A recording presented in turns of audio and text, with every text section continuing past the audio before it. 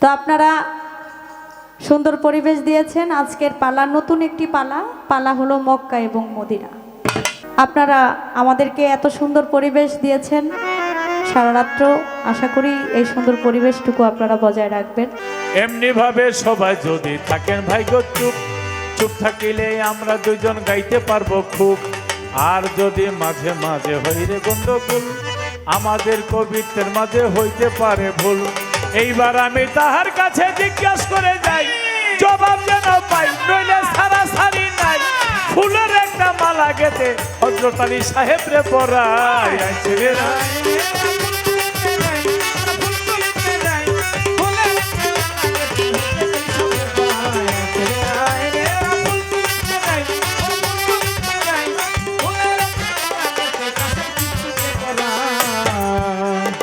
আমরা মূলত অনেক পালাই করে থাকি, আর আজকেই এই নতুন পালাটা দিয়েছেন আমার বাবাজি মনির হোসেন সঙ্গীত পরিচালক। তিনি মক্কা মদিনা পালা দিয়েছেন বাংলাদেশের এবং বহির্বিশ্বে যার সুনাম খ্যাতি ছড়িয়ে আছে, আমার শ্রদ্ধেয় বড় ভাই লতিফ সরকার। তিনি আজকে মক্কা নিয়ে গান করবেন। আমি অত্যন্ত ক্ষুদ্রতম গায়িকা, দাঁড়িয়েছি আপনাদের চরণধুলি দোয়া আশীর্বাদ পাওয়ার জন্য। আমাকে দিয়েছেন মদিনা গাওয়ার জন্য।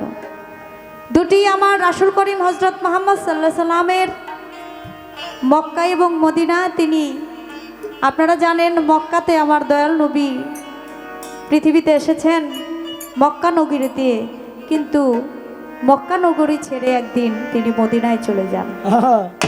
সেই ইতিহাস, সেই বিষয় নিয়ে আমরা আজকে দুজন শিল্পী কথাবার্তা আলাপ আলোচনা করব। ধৈর্য ধরে নীরব থাকেন আপনারা সবাই। পালা হলো মক্কা মদিনা সবারে জানাই। ল্যাংটা বাবার একজন আসে ভক্ত যাই হইয়া,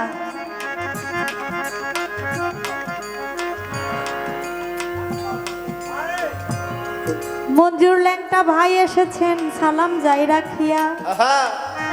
কিছুদিন আগে গান করেছিলাম ভাইয়ের এখানে আমি এবং বাংলাদেশের প্রখ্যাত গায়ক আরিফ দেওয়ান সাহেব। খুব সুন্দর একটা পরিবেশ ছিল। আসলেই তিনি ল্যাংটা বাবার একজন ভক্ত আশেক, এবং আমি জানি এই ভক্ত বাড়িতে অনেক ল্যাংটা বাবার ভক্ত আশেক আছে, যারা ল্যাংটা বাবাকে ভালোবেসে ল্যাংটা বাবার উরসে যায়। আমি ল্যাংটা বাবার গানও করব আপনাদের জন্য। আমি জানি আপনারা ল্যাংটা বাবার গানকে, ল্যাংটা বাবাকে অনেক ভালোবাসেন, পছন্দ করেন। মঞ্জুর ভাইয়ের প্রতি আমার সালাম, তার সাথে যারা আসছেন প্রত্যেকের প্রতি আমার ভক্তিপূর্ণ সালাম রইল। গানটি করেছি সাধক মালিক দেওয়ান সাহেব, তার লেখা গান। তার গানের ভাষায় লিখেছেন, ইহাবলি উম্মতি বলে নবী নয়ন জলে বুক ভাষায়, মানুষ ভেসে কে এলো রে মদিনায়। সে যে কখন পুরুষ কখন নারী, ডাকলে যাই চন্ডালের বাড়ি। কাঙ্গাল ভেসে রাজ ভিখারি, ঘরে ঘরে প্রেম বিলায়, মানুষ ভেসে কে এলো রে মদিনায়। আসলে আমার রাসূল করিম হযরত মুহাম্মদ সাল্লাল্লাহু আলাইহি সাল্লাম তিনি মক্কা থেকে মদিনায় আসলেন। মদিনায় এসেও তিনি অনেক কষ্ট সহ্য করেছে। মক্কার মানুষের জ্বালায় অত্যাচার সহ্য করতে না পেরে আমার নবী নিজের জন্মভূমি ছেড়ে তিনি মদিনাতে চলে আসেন। আস্তে আস্তে আমরা সবই বলবো। বাংলার প্রখ্যাত গায়ক আমার শ্রদ্ধেয় বড় ভাই, আমি তার কাছে মক্কা সম্বন্ধে একটু জানতে চাই। আমার আপনার কাছে সর্বপ্রথম একটাই কথা জানার বিষয় থাকবে। বর্তমান আমরা যেটাকে মক্কা নগরী বলি, এই মক্কা নগরী এটার কি সর্বপ্রথমই কি এটা মক্কা শরীফ হিসেবে পরিচিত হয়েছিল, নাকি এর আগেও কোনো নাম ছিল? যদি এর আগে কোনো নাম ছিল তাহলে এই সেই নামটা কি ছিল? পরবর্তীতে এই মক্কা শরীফ, মক্কা নগরী যে নাম হইল, এটার কারণটা ছিল কি? নামটা দিল কারা? এই একটাই প্রশ্ন, আশা করি সুন্দর করে ইহার মীমাংসা আপনি করে দেবেন।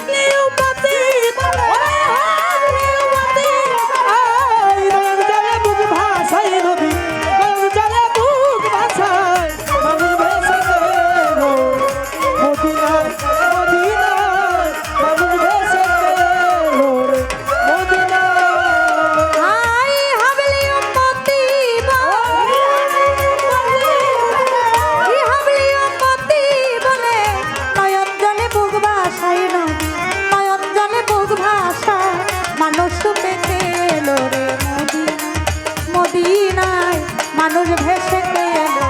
মদিনায়, মদিনায় মানুষ ভেসে এলো রে মদিনায়, মদিনায়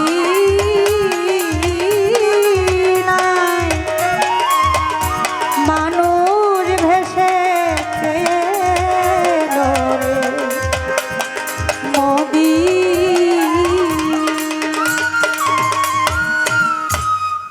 ছোট করে পালার থেকে একটি গান করলাম, যেহেতু একটা অলির দরবারে গান, আর এই অনুষ্ঠানটি 44 বছর ধরে হচ্ছে। তো আমি এই বাড়িতে, আপনারা সবাই জানেন চিনেন, ছোটবেলা থেকেই আমি এই বাড়িতে আসি। আমার যে বাবা, আমার ওস্তাদ আকলিমা বেগম এই বাড়িরই একটা অংশ, এবং আমার যাকে বাবা বলে ডাকি সঙ্গীত পরিচালক মনির হোসেন, তার কথা বলে তার অবদান আমি শেষ করতে পারবো না। মানুষটা আমার জন্য যা করেছেন, আজকে দাঁড়িয়ে গান করতে পারি, তিনি আমাকে এইটুকু আনার জন্য অনেক চেষ্টা এবং অনেক কষ্ট করেছেন, এখনো পর্যন্ত করছেন। তাই তার কথা কোনোদিনই ভুলতে পারবো না। আপনারা দোয়া করবেন।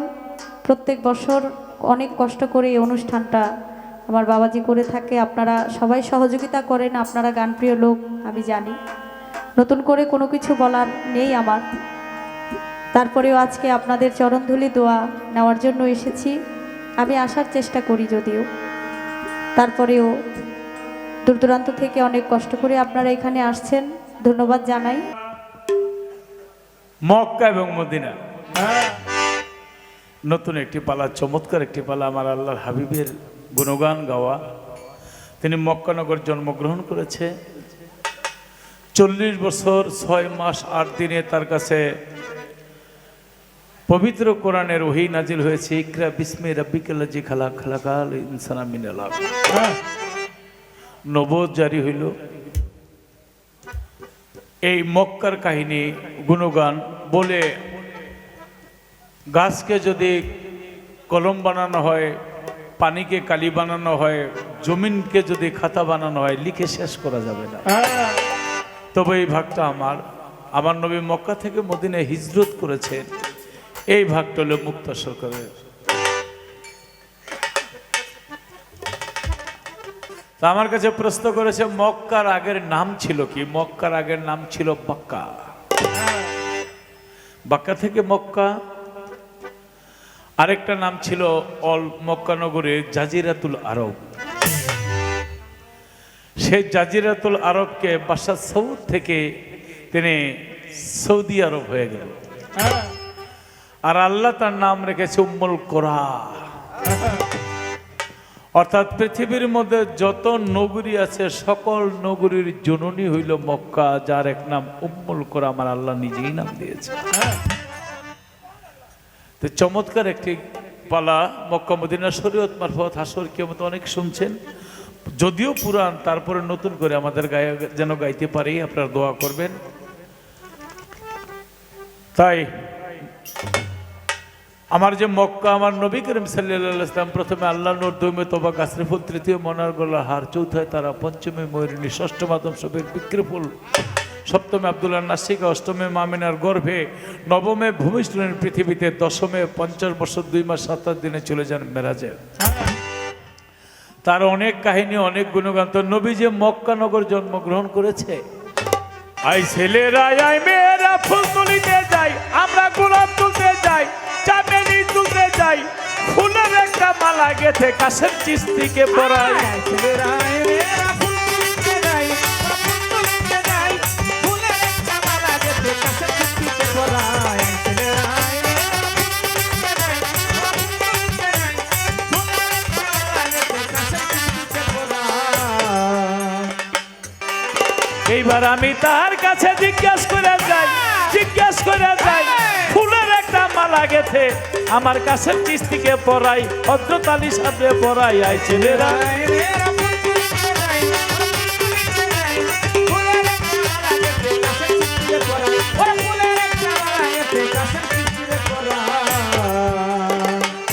মক্কার আগের নাম কি আল্লাহ কি নাম দিছে দলিল মতে বলা হইয়া গেছে এবার তুমি বলো দাঁড়াইয়া সবার কাছে মদিনার আগের নাম কি ছিল আমার কাছে বলো আগের নাম কি ছিল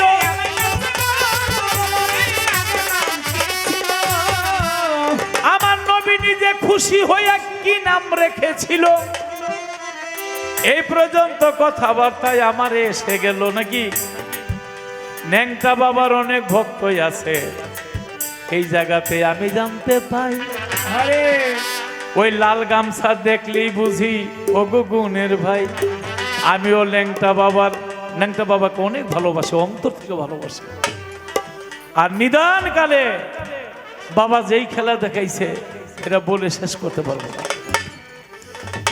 আর ন্যাংটা বাবার দরবার আপনারা অনেক কিছু যান নাকি ন্যাংটা বাবা দরবার যেখানে এই দরবারের পাশেই ইসাখালী একটা বাড়ি আছে আমার মামনি লিপি সরকার ওর শ্বশুর বাড়ি কামাল জমাদারের বাড়ি ওখানে একটা চুল আছে যে চুলের মধ্যে ন্যাংটা বাবা চা খাইতে জাল দিয়া কিন্তু ওফাতের পরে চুলাটা বন্ধ করার জন্য কত মাটি যে দিছে মাটি দেয় একদিক দিয়ে আরেক দিক দিয়ে ওই চুলো আগের মতনই হয়ে যায় এটা হলো আল্লাহর ওলির একটা কেরামতি শত চেষ্টা করো চুলা বন্ধ করতে পারে নাই আজও বদি চুলাটা আছে যারা ল্যাংটা বাবার দরবারে যান বললি হবে ইচাখালী জমাদার বাড়ি কোথায় ওখানে গেলেই দেখবেন ল্যাংটা বাবার চুলাটা সংরক্ষিত আছে আগে ছোটবেলায় কি করতাম যখন হাঁটতাম দেখতাম আমার পিছনে পিছনে একটা ছায়া তখন আমি এই ছায়ার পিছনে দৌড়াতাম দেখতাম ছায়াটাও আমার পিছনে পিছনে দৌড়ায় মানে আমি যেখানে যাই ছায়াটা সেখানে পড়ে তাহলে মানুষ হলো দুই প্রকার এক প্রকার হলো তেফেল এক প্রকার হলো কাবেল প্রত্যেকটা মানুষের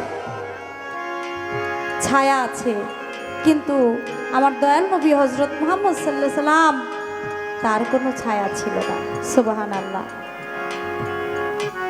ছায়াহীন যাহার কায়া ত্রিভুবনে তারই ছায়া তিনি যখন মাঠে যাইতেন আপনারা জানেন আমার দয়াল নবী মেষ চড়াইতো যেটাকে বলা হয় বকরি ছাগল যখন মেষ নিয়ে ছাগল আরবিতে বলা হয় মেষ আমরা বলি বকরি বা ছাগল যখন আমার দয়াল নবী মেষ নিয়ে মাঠে যাইতো তখন আমার দয়াল নবীর সাথে সাথে একখণ্ড মেঘের একটা মেঘ আমার দয়াল নবীকে ছায়া দিয়ে নিয়ে যাইতো সুবহানাল্লাহ সুবহানাল্লাহ যেই আশ্চর্য বিষয় দেখে মা খাদিজাতুল কুবরা আমার নবীর বয়স ছিল তখন 25 বছর আর মা খাদিজা বিবির বয়স ছিল 40 বছর খাদিজা বিবি তিনি অনেক ধন সম্পদের মালিক ছিল তার বাড়ি ছিল দোতলা ধন সম্পদের কোনো অভাব ছিল না বাবা আপনারা একটু ছোট বাজান ধন সম্পদের কিছু অভাব ছিল না দোতলা থেকে যখন মা খাদিজা বিবি দেখে যে আমার দয়াল নবী হযরত মুহাম্মদ সাল্লাল্লাহু আলাইহি সাল্লাম তিনি মাঠের মধ্যে গেলেন একখণ্ড মেঘ তাকে ছায়া দিয়ে নিতেছে আর তিনি যখন একটু ক্লান্ত হয়ে বসলেন সাপ এসে সর্প এসে আমার নবীর গায়ে বাতাস করতেছে সুবহানাল্লাহ সুবহানাল্লাহ আর ললাটের মধ্যে কপালের মধ্যে নূরের আলো ফুটতেছে নূরের জ্যোতি ফুটতেছে তখন মা খাদিজাতুল কুবরা কি কাম করিল আমার নবীর প্রেমে পড়ে গেল বলে এক নজর দেখিয়া তারে দিলাম মন প্রাণ আমি তাহার কাছে যৌবন সমর্পণ করিলাম। বলে দয়াল নবী আপনি আমায় নেন না গ্রহণ করে, আমি সবকিছু ছেড়ে দিব বিষয় আশয় যা আছে এই জগৎ ও সংসারে। আমার নবী বলে আমার তো কিছু নাই, আমি যে তোমাকে নিয়ে একটু সুখে রাখবো, তুমি একটু ভালো খাইতে দিব, তা কিন্তু আমার কোনো সামর্থ্য নাই। খাদিজা বিবি বললেন আমার কোনো কিছুর দরকার নাই। আমার নবী বললেন তাহলে তুমি আমার সাথে যেতে পারো, কিন্তু তোমার ধন সম্পদ আমার সাথে নিতে পারবা না। তোমার ধন সম্পদ যা আছে তুমি সব গরিবদের মাঝে বিলিয়ে দাও। এক কাপড়ে চলে গেলেন আমার নবী করিম হজরত মুহাম্মদ সাল্লাল্লাহু আলাইহি সাল্লামের হাত ধরে। আর সেই হেরা পর্বত গুহার মধ্যে যখন আমার দয়াল নবী সাধনায় মগ্ন ছিলেন 15 বছর, যারা গিয়েছেন তারা দেখবেন, আমার তো যাওয়ার এখনো সৌভাগ্য হয় নাই, তবে ইনশাআল্লাহ আমার মনে মনে আছে আমি যেন মৃত্যুর আগে হলেও এক নজর যেন মক্কা মদিনা দেখে মরতে পারি। এটা আমাদের প্রত্যেকটা মুসলমানের ইচ্ছা, আমি জানি আল্লাহ যেন সবার ইচ্ছা পূর্ণ করে। আমিন। তো সেই হেরা পর্বত গুহার মধ্যে আমার দয়াল নবী যখন সাধনায় মগ্ন ছিলেন, তখন মা খাদিজাতুল কুবরা আমার নবীর জন্য খাবার নিয়ে যাইতেন। সেখানে যাওয়ার কোনো রাস্তা ছিল না, পাহাড় উঁচু, সেই উঁচু উঁচু পাথর বেয়ে বেয়ে কত কষ্ট হইতো। 2 বেলা খাবার নিয়ে যেতেন, সকাল এবং বিকেলবেলা। ইসলাম প্রচার করতে গিয়ে আমার দয়াল নবী অনেক কষ্ট তিনি করেছেন। মক্কাবাসীর অত্যাচারে আমার দয়াল নবী তিনি মক্কা ছেড়ে মদিনাতে আসে।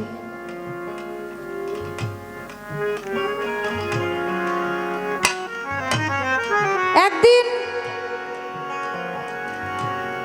আবু বকর সিদ্দিককে দয়াল নবী ডাক দিয়া বলে, হে আবু বকর সিদ্দিক, আমার মনে হয় বেশি দিন আর মক্কা নগরীতে আমি থাকতে পারবো না।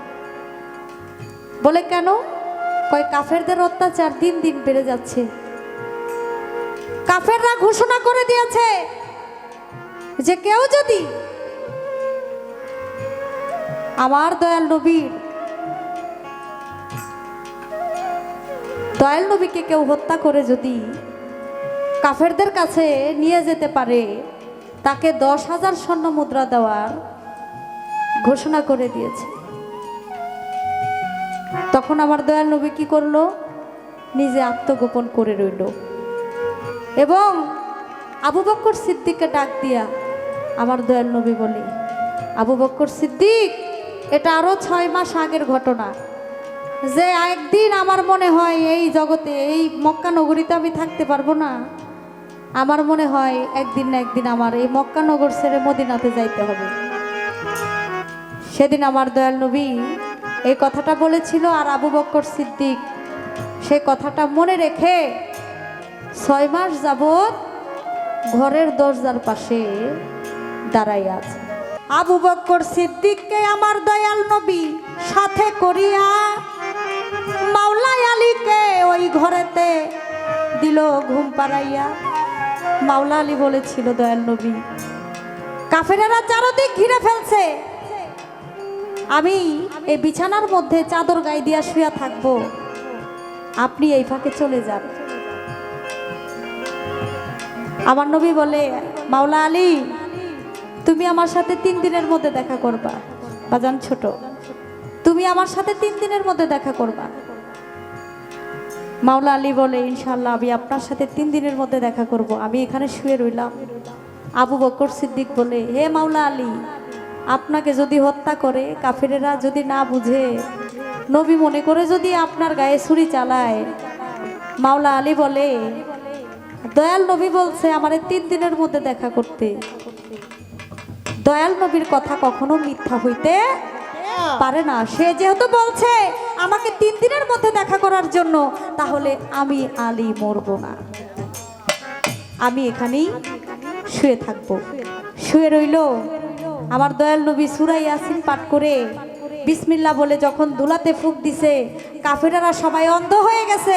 আমার দয়াল নবী সামনে দিয়া গেছে, কাফেরেরা দেখতেও পারে নাই। সুবহানাল্লাহ। ভিতরে গিয়া দেখে চাদর মুড়া দিয়ে একটা লোক শোয়া। একজন কয় দেখো, আর একজন কয় না দেওয়া যাইব না, একটু চেহারাটা দেখা দে এটা কে। তখন চেহারা যখন দেখতে গেল, দেখে এখানে মাওলা আলী করিমুল্লাহ ওয়াজহ শুয়ে আছে। কাফেরেরা বুঝতে পারলো আমার নবী চলে গেছে। কাফেরেরা পিছন পিছন দৌড়াইতে লাগলো। আর এদিক দিয়া যখন ভোর হইতে লাগলো, তখন আবু বকর সিদ্দিক আমার নবীকে বলে, দয়াল নবী ভোর হইতেছে, সকাল হইতেছে, সূর্য উঠতেছে, আমাদের এখন যাওয়াটা ঠিক হবে না, আমরা চলেন একটা গুহার মধ্যে লুকাই। গুহার মধ্যে যখন লুকাবো সন্ধ্যা হবে, সন্ধ্যা যখন হয়ে রাত হয়ে যাবে, রাত্রের বেলায় আমরা আবার মদিনার পথে রওনা দিব। গুহার মধ্যে যখন ঢুকলো, গুহার মধ্যে যাওয়ার সাথে সাথে মাকড়সা একটা ডিম জাল বানলো, আর কবুতর আইসা একটা ডিম পেড়ে দিল, যাতে কাফেরেরা দেখলে বুঝতে না পারে যে এই গুহার মধ্যে কোনো মানুষ প্রবেশ করেছে। ইসলাম প্রচার করার জন্য মাকড়সাও আমার দয়াল নবীকে সহযোগিতা করেছে, কবুতরও সহযোগিতা করছে। কাফেরেরা আইসা গুহার চারিপাশে ঘুরে একজন আরেকজনকে বলে, গুহার মধ্যে মনে হয় ঢুকছে। আরেকজন কয়, এই বেটা তুই কি বেকুব নাকি, এইখানে ঢুকবো কিভাবে, দেখ এখানে মাকড়সার জাল বানা, এত জাল এরকম ভাবে বোনা, মনে হয় না এর মধ্যে কোনো মানুষ প্রবেশ করছে, আর যদি মানুষ প্রবেশ করতো তাহলে মাকড়সার জালটা ছিন্ন ভিন্ন হয়ে যেত, এখানে কবুতরে ডিম পারতো না। আর এদিক দিয়া যখন আবু বকর সিদ্দিক আমার নবীকে বলে, দয়াল নবী আপনি তো কতদিন হয় ঘুমান নাই, আপনি একটু আমার রানে মাথা দিয়া ঘুমান, আর আমি আপনার মাথাটা একটু হাতায় দিই। যখন আমার দয়াল নবী আবু বকর সিদ্দিকের রানের মধ্যে মাথা দিয়া ঘুমাইলেন, তখন আবু বকর সিদ্দিক চাইয়া দেখে যে গুহার মধ্যে ছোট ছোট কিছু ছিদ্র দেখা যায়, গর্ত দেখা যায়। আবু বকর সিদ্দিক মনে মনে কয়, যে গর্তের মধ্যে বিষাক্ত সাপ বিচ্ছু থাকতে পারে, যদি এসে আমার নবীর গায়ের মধ্যে কামড় দিয়ে দেয়। সে তার গায়ের মধ্যে একটা চাদর ছিল, সেই চাদরটাকে দাঁত দিয়া কামড়াইয়া টুকরা টুকরা করে ছিঁড়া ওই প্রত্যেকটা গুহার গর্তের মধ্যে সে দিয়া দেয়। অবশেষে দুইটা গর্ত বাকি, সেই দুইটা গর্তকে আবু বকর সিদ্দিক তার পায়ের গোড়ালি দিয়া বন্ধ করে দেয়। এদিক দিয়া একটা বিষধর সাপ সেই গর্তের মধ্যে ছিল, সেই গর্তের থেকে সেই সাপটা বের হতে পারছিল না। তখন কি করলো, আবু বকর সিদ্দিকের পায়ের মধ্যে কামড় দিয়ে দিল। বিষের জ্বালা সইতে পারে নাই আবু বকর সিদ্দিক, তার শরীর গেল নির্বর্ণ হইয়া, চোখের পানি ঝরে আবু বকর সিদ্দিকের টপটপাইয়া।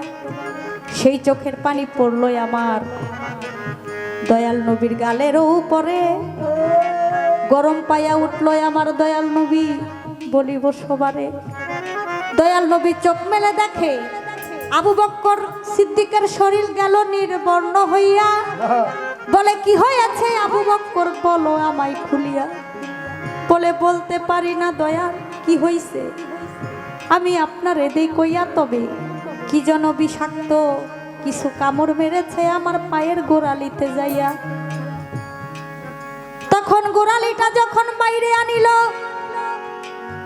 আমার দয়াল নবী মুখের থুতু মুবারক দিয়া ওই ক্ষত স্থানে থুতু লাগাইল। আবু বকর সিদ্দিক গেল ভালো হইয়া। সুবহানাল্লাহ। আল্লাহর নবীর থুতু মুবারকের মধ্যে এত রহমত, এত বরকত, যে বিষাক্ত সাপের সুবলে আবু বকর সিদ্দিকের শরীরের সব কিছু নীল হয়ে গেল, গায়ের চামড়া নীল হয়ে গেল। সে মরার অবস্থায় সে ক্ষত স্থানে যখন থুতু লাগাইল, সে সাথে সাথে ভালো হয়ে গেল। মুসা নবীর আমলে আমি একটা বদ জিন ছিলাম, মানুষের ক্ষতি করতাম, তাই মুসা নবী আমাকে সাপ বানাইয়া দিছে। আর মুসা নবীকে আমি কি বলেছিলাম যে আমি কি এই অভিশাপ থেকে মুক্তি পাবো না? তখন মুসা নবী বলেছিল, এই রাস্তা দিয়ে একদিন আখিরি নবী হযরত মুহাম্মদ সাল্লাল্লাহু আলাইহি সাল্লাম যাবে, তুমি যদি তার সাথে দেখা করতে পারো তাহলে তোমার এই অভিশাপ থেকে তুমি মুক্ত পাবা। আমি যখন দেখছি আপনি এই গুহার মধ্যে আছেন, তখন আপনার সাথে দেখা করার জন্য আমার মনটা ছটফট ছটফট করতেছে, আমি কোনোভাবেই বের হইতে পারতেছিলাম না। তখন আমি আবু বকর সিদ্দিকের পায়ের মধ্যে কামড় দিলাম। আর সেই দিন এই ঘটনায় আমার নবী আবু বকর সিদ্দিককে দোয়া করেছিল, 10টা আকাশের মধ্যে যত তারা আছে, যত তারা হয়, তার চেয়ে বেশি হলো আজকে যে তুমি আবাদত করছো সেই তোমার আবাদতের গুণ।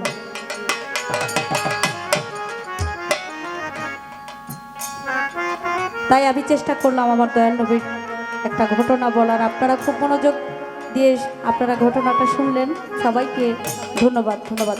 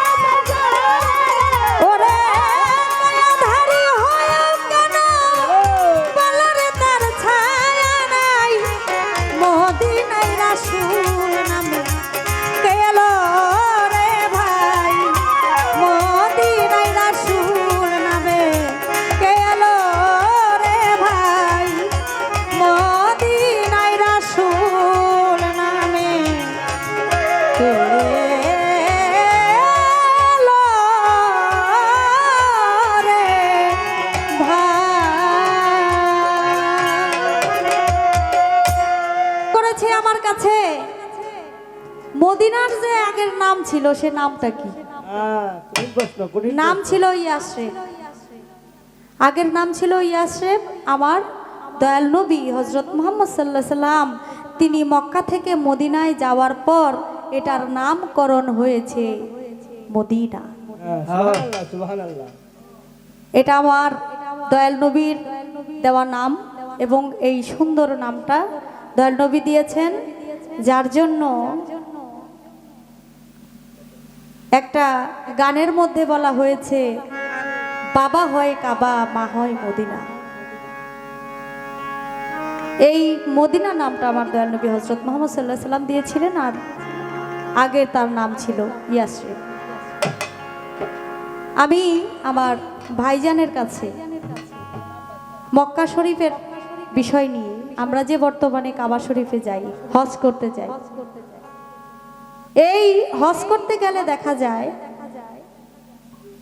কাবা শরীফের গিলাফটা হলো কালো। কালো না? আমি জানতে চাই আদম থেকে আমার নবী করিম পর্যন্ত, আমার নবী করিম হযরত মুহাম্মদ সাল্লাল্লাহু আলাইহি সাল্লাম পর্যন্ত এই কাবা শরীফের গিলাফটা কি কালোই ছিল না অন্য কোনো কালার ছিল? অন্যান্য যদি কালার থাকে তাহলে বর্তমানে কালো এই গিলাফটা, কালো কালারটা, কালো গিলাফটা কে পরাইলো, কোন দিন থেকে আসলো? আর আগে ছিল কাবা শরীফের গিলাফের রংটা ছিল কি রং? আগে যে রংটা ছিল সেটা কারা পরাইছিল? সেটা বাদ হওয়ার কারণটা কি?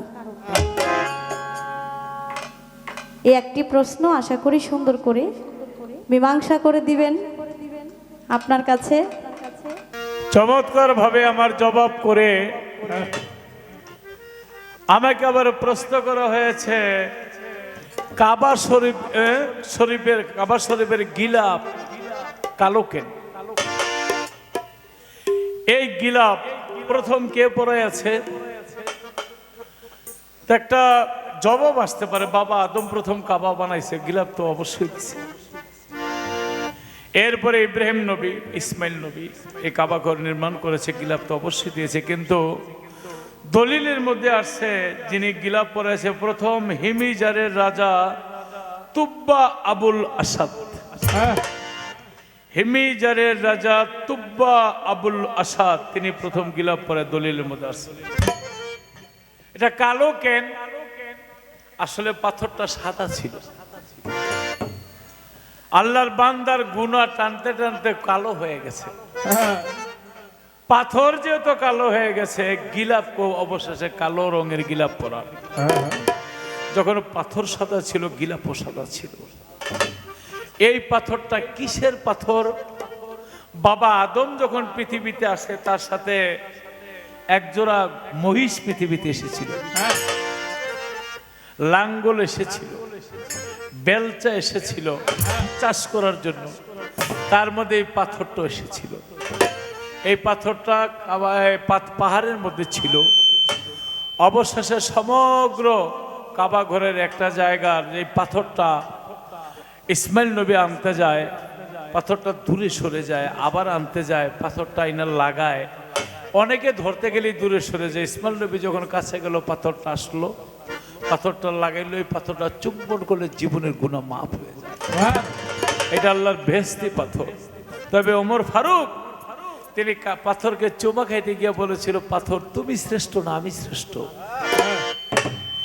তোমার চাইতে আমি শ্রেষ্ঠ, তোমার মাধ্যমে আমার গুনাহ মাফ হবে কিভাবে? তবে হ্যাঁ, আল্লাহর নবী তোমার উপর চরণ মোবারক রেখেছিল, সেই নবীর চরণের উসিলে আমার জীবনের গুনাহ মাফ হয়ে যেতে পারে। কাবা ঘরের চারদিকে দৌড়ালে, রমল করলে, আস্তাওব করলে আর পাথরে চুমা খেলে মানুষের জীবনের গুনাহ মাফ হয়ে যায়।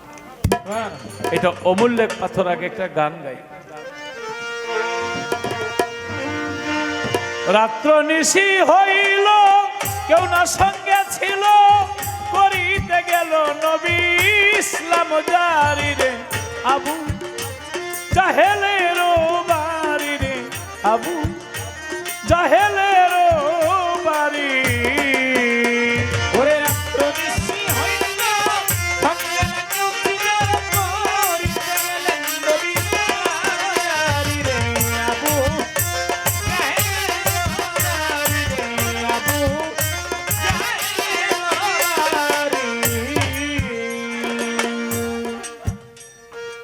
আমার জিজ্ঞাসা এলো, গেল কই?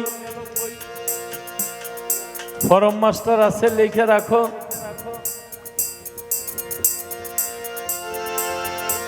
যুদ্ধের ময়দানে নবী যুদ্ধ করে, যুদ্ধ শেষে গনিমতের মাল নবীর আমলে আল্লাহ হালাল করে দিয়েছে। সমস্ত মালামাল মক্কাবাসীর দিয়া মদিনাবাসীরা খালি নবীর লইয়া জায়গা।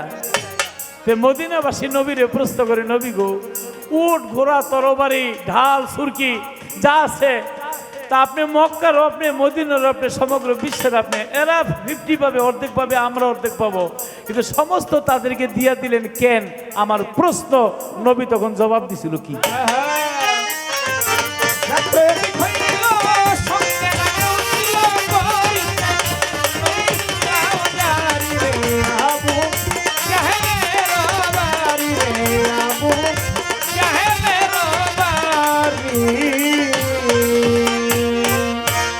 আপনাদের কাছে ভালো লাগতেছে? আলহামদুলিল্লাহ। বাবাজি মনির হোসেন সাহেব, তার বাড়ি এটা আমাদেরই বাড়ি, কারণ উনি যন্ত্রসঙ্গীতের সভাপতি। আর ছোটবেলা থেকে আমার গানের জীবনে মুক্তা সরকার অনেক শিল্পীকে উনি গাইডলাইন দিয়েছে, আমরা তারে শ্রদ্ধা করি, ভালোবাসি। তার বাড়ি আমাদের বাড়ি। আমার বাবা বলেছেন যে যে প্রশ্ন আমার কাছে করেছে সে প্রশ্নটার সংক্ষিপ্তভাবে উত্তর দিয়ে আমি যেন গানে চলে যাই। কারণ আমরা এখানে যারা আছে সবাই বিচ্ছেদের পাগল, বিচ্ছেদ গান শুনতে খুব পছন্দ করে। যদিও তারপরেও আপনাদেরকে ধন্যবাদ জানাই যে আমি কিন্তু আজকে প্রথম নতুন পালাটা গাইলাম। আমার কাছে খুবই ভালো লাগছে। তবে এই পালাটা সচরাচর গাওয়া যদিও হয় না, তবে আজকে থেকে যারা আমার অনেক ভাইয়েরা ইউটিউবার আছে যারা এখানে আসছে, তাদের মাধ্যমে এবং আমার পেজ, আমাদের সাথে অনেক পেজ আছে, আমার মিউজিশিয়ানে যারা আমার সাথে সহযোগিতা করে তাদের অনেকগুলো পেজ আছে। আমার নিজের একটা মুক্তা সরকার বাংলায় পেজ আছে। এই পেজের মাধ্যমে আমরা বিভিন্ন পালা গাই। দেশ বিদেশে যারা, বিশেষ করে প্রবাসী ভাইয়েরা যারা আমাদের গান শোনে, তারা পালাগুলো দেখতে পারে। নতুন একটা পালা হইল এবং এই নতুন পালাটা আস্তে আস্তে প্রচার হবে। গান কমিটিও এই পালাটা দিবে, আমরা গাইব। এটা ধন্যবাদ জানাই আপনারা যারা ইউটিউবার আছেন এবং সাউন্ড সিস্টেমে আপনার সাউন্ড খুব ভালো। ধন্যবাদ জানাই আপনাদের যারা গান শুনছেন। তো আমার কাছে যে প্রশ্নটা করছে আমি শুনলাম, মক্কা থেকে মদিনায় আমার নবী করিম হযরত মুহাম্মদ সাল্লাল্লাহু আলাইহি সাল্লাম যাওয়ার পর মদিনাবাসী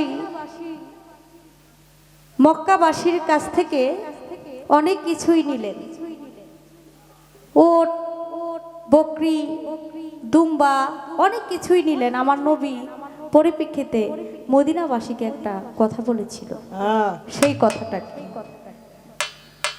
মদিনাবাসী আমার নবীকে বললেন যে আপনার কাছ থেকে এত কিছু তারা চাইয়া নিল, যা চাইলো আপনি তাই তাদেরকে দিলেন, কোনো কিছু নিষেধ করলেন না, তার কারণটা ছিল কি? আমার নবী করিম হযরত মুহাম্মদ সাল্লাল্লাহু আলাইহি সাল্লাম তিনি বলেছেন, এরা হলো আমার জন্মভূমির মানুষ, এরা যদি আমার কাছে কিছু চায় আমি তাদেরকে কখনোই কোনোদিন মানা করতে পারবো না।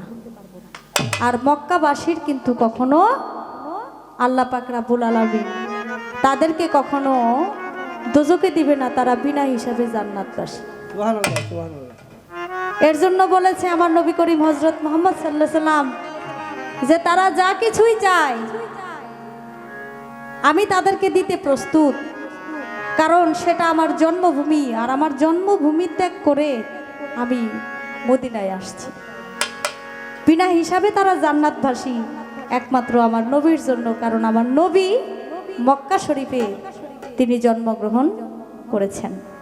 যদিও এটা বলা ঠিক না, তিনি আমরা যেভাবে জন্ম নেই তিনি সেভাবে জন্ম নেয়নি, তিনি আবির্ভাব হয়েছেন আমার নবী করিম হযরত মুহাম্মদ সাল্লাল্লাহু আলাইহি সাল্লাম। এই কথাটি আমার নবী করিম হযরত মুহাম্মদ সাল্লাল্লাহু আলাইহি সাল্লাম তিনি মদিনাবাসীকে বলেছিলেন। এই ছিল আমার কাছে প্রশ্ন, আমি আশা করি সংক্ষিপ্তভাবে আমি জবাব দেওয়ার জন্য চেষ্টা করলাম। এবার একটা পুরানো একটা বিচ্ছেদ গান গাই।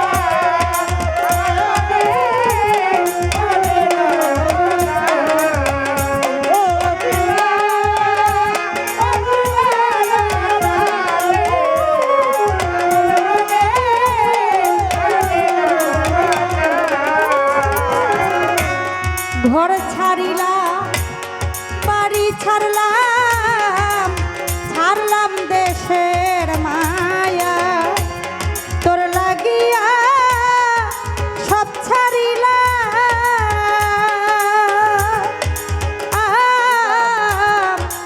ছাড়লাম আমার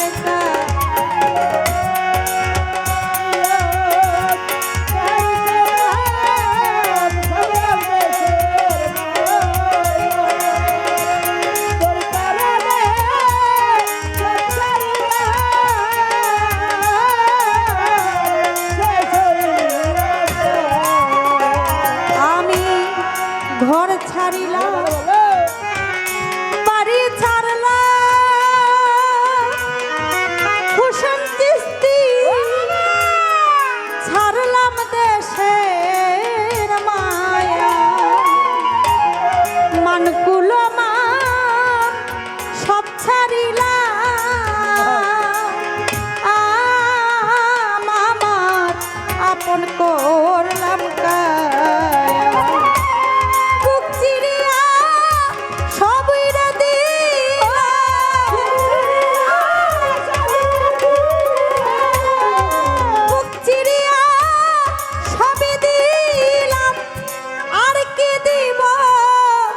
বলো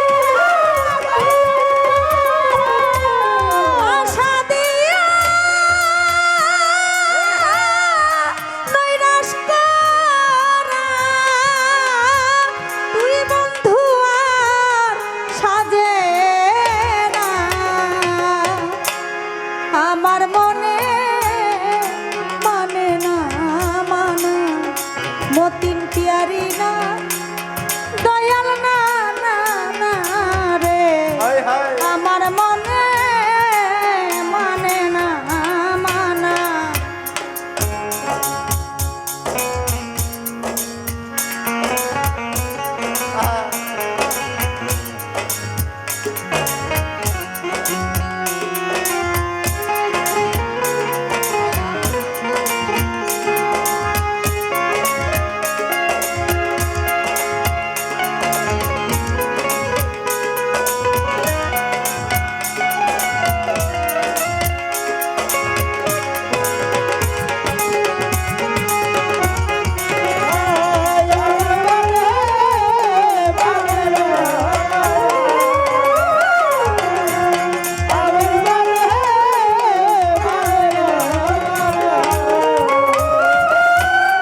পরকে ভুলাইতে পারো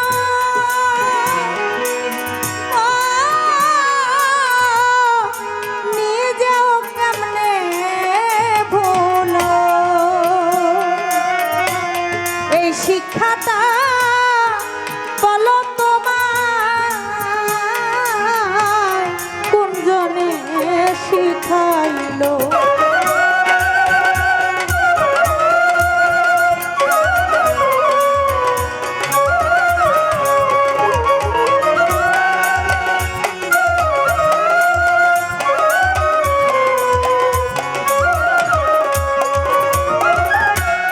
পরকে ভুলাইতে পারো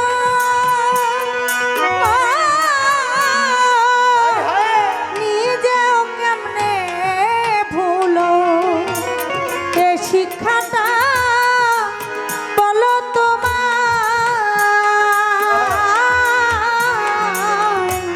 কোনজনে শিখাইলো সকল দোষে দোষীও কি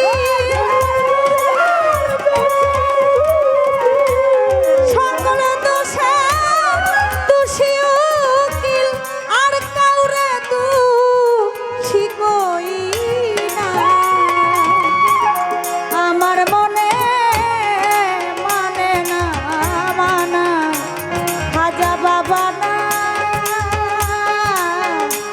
দয়াল না না না রে আমার মনে মানে না মানা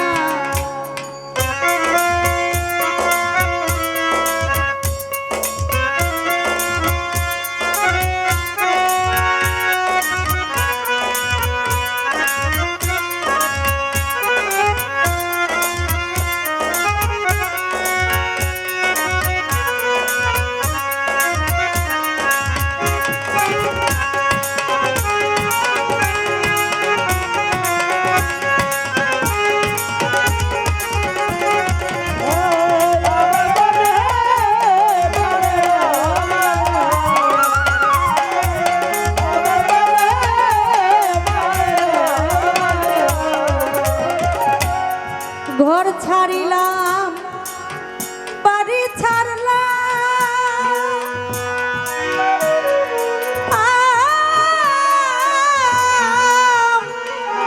আমি ছাড়লাম দেশের মায়া জাতি কুলমান সব হারাইলাম শেষ করিলাম কায়া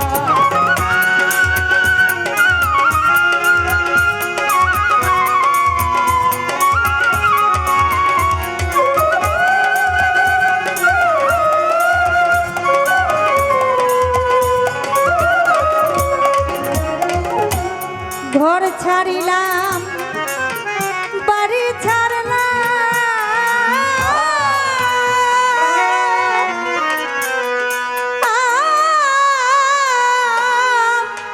শফিকাকাই আমি ছাড়লাম দেশের মায়া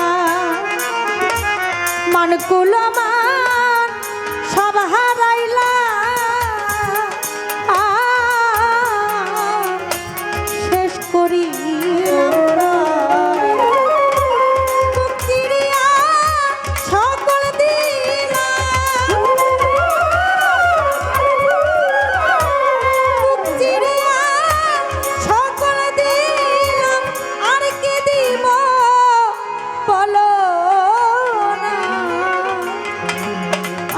মনে মানে না মানা আহা। ও কি না না না রে আমার মনে মানে না মানা আমি তোর লাগিয়া সব হারাইলাম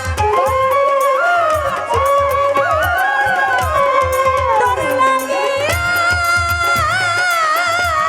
সব ছাড়িলাম আর কি ছাড়ব বলো না আমার মনে মানে না মানা ফকিরা ফকিরা না রে আমার মনে মানে না মানা ফকিরা ফকিরা